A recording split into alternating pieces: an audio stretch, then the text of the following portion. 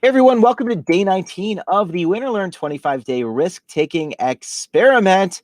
I got some rules for you. I bet you didn't know, but storytelling comes with rules because you need these rules to stay on track because you're going to get all this feedback. Some of it's going to be great, some of it's going to be not so great, and you may start to doubt yourself at times, or you might start telling a story that's not going to be a helpful story. But if you follow these rules, you will continue on your path and you will make it to an incredible place. An incredible place. It's going to be magic. I keep saying that. This is Sarah Blakely. She invented Spanx. If you're not familiar with Spanx, they're kind of like pantyhose, I guess. You cut the legs off and they help you to be all form-fitting, and you know what I mean? And this is a billion-dollar company. But when Sarah started it, she was very careful who she shared her idea with. When I started Spanx, I kept the idea from friends and family for a year, knowing that out of love, they might prevent me from taking a risk. And then she later shares, it was a gut feeling. I had to keep it to myself because I believe that ideas are the most vulnerable in their infancy. So Sarah was very careful who she shared this with because she knew that the people closest to her might not love her dream or understand her dream. She did share it with people who were in the industry to make sure that this was a viable idea and to figure out if she could even create the prototype or how to do it. But she didn't want other people to crush her or to get into her head, which is such an interesting idea because so many of you are going to be dreaming big. You're going to be thinking things that maybe other people around you might not think are within your reach, which is why it's so important to make sure that you have the right people in your corner.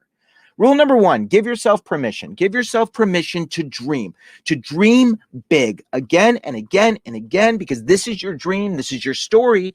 Some people might feel threatened. I work with lots of students from lots of different communities. And when a student decides to go to college, and that's not something people do in their community, some of those other people are like, what are you doing? Why are you doing this? Why are you wasting your time? Why are you wasting your money? Who do you think you are? And those students need to find people in the places where they're going to do the things that are going to align with their dreams so that they can continue on that path. But you must give yourself permission to dream so big that people around you are going to be like, that's crazy, that's nuts. And when that happens, make sure you have the right people in your corner.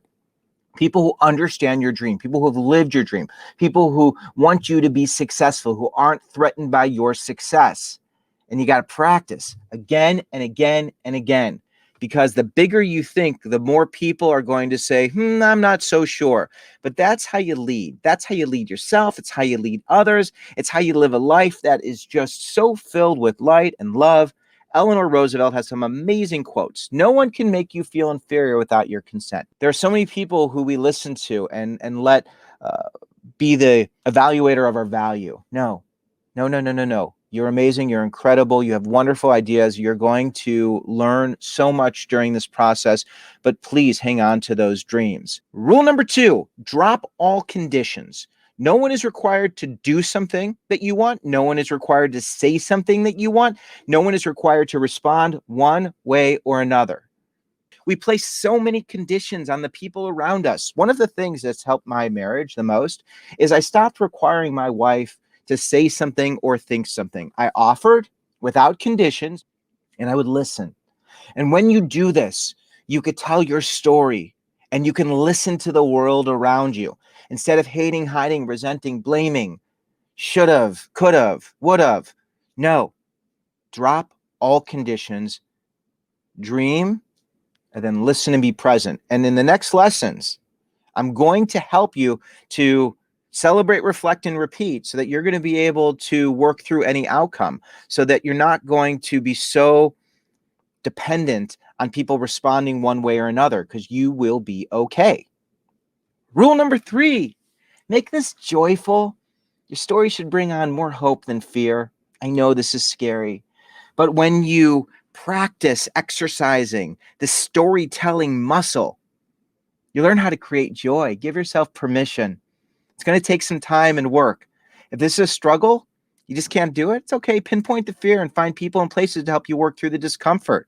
Because maybe this is hard. Maybe telling a story that's so positive and uplifting is difficult. And if that's the case, then you know what? Hit the pause button. Find those people and places, tell them what you're struggling with, and then you'll learn how to tell the story that reflects what you truly want and desire. Number four, don't be tied to the outcome. Yes, we want you to get the results you desire, But that will happen if you can practice engaging in this process again and again and again. You will get what you desire. When you're attached to an outcome, you open yourself up to feel a lot of pain. You get hurt. If people don't do this, if someone doesn't respond this way, then I'm going to feel this. No, like just don't be tied to other people's thoughts, ideas, reactions, actions. No, your story should be about what are you going to do? What experiment are you going to conduct? What are you going to engage in? Who are you going to engage with? I have not failed. I've just found 10,000 ways it won't work. Thomas Edison. When you're experimenting, you can't be tied to the outcome because you're going to give up. You're going to take it all so personally. This is an experiment. So enjoy this. Free yourself. Focus on the effort, because if you engage in these actions, habits, rituals, practices, things that you control, good things will happen. Trust the process and magic will happen. I used to not like change, but now I embrace change. When you look at different people's paths and careers, you can see change is part of nature. It's part of the process. Joy Behar of The View, I don't know if you know Joy, but she was an English teacher, and then she didn't start her showbiz career till she was in her 40s. And Ray Kroc didn't get his first McDonald's, didn't buy his first McDonald's till he was in his 50s, which is crazy. And Sam Walton didn't start Walmart till he was 44. And Julia Child, I don't know if you know Julia Child, but it wasn't until she was 51 that she was on TV. And Julia, you should check out Julia Child if you're not familiar.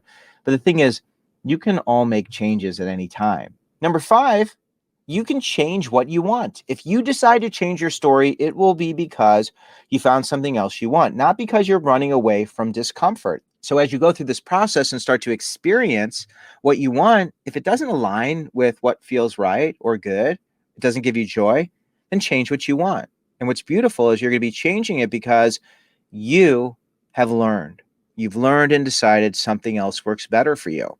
Somebody asked me the question, this was at an event, said, Harlan, if your kid wants to be a basketball player and they look like they want to play in the NBA, what do you tell them?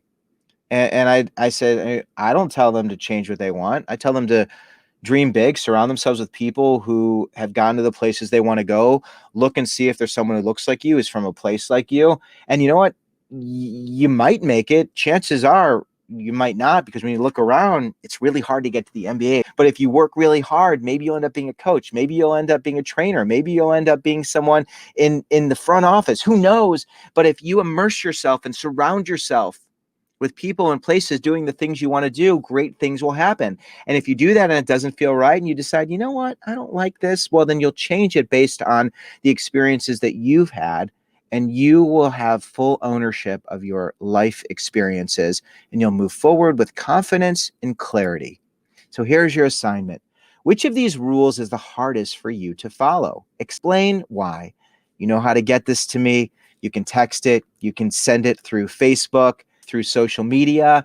I love hearing from you. I love interacting with you. I am so grateful that we get to do this together. Again, invite anyone you know to participate in this experiment. They are always welcome. I'm so grateful to be in your corner. I'm so thankful that you're here, and I look forward to continuing the conversation. Thanks, everyone.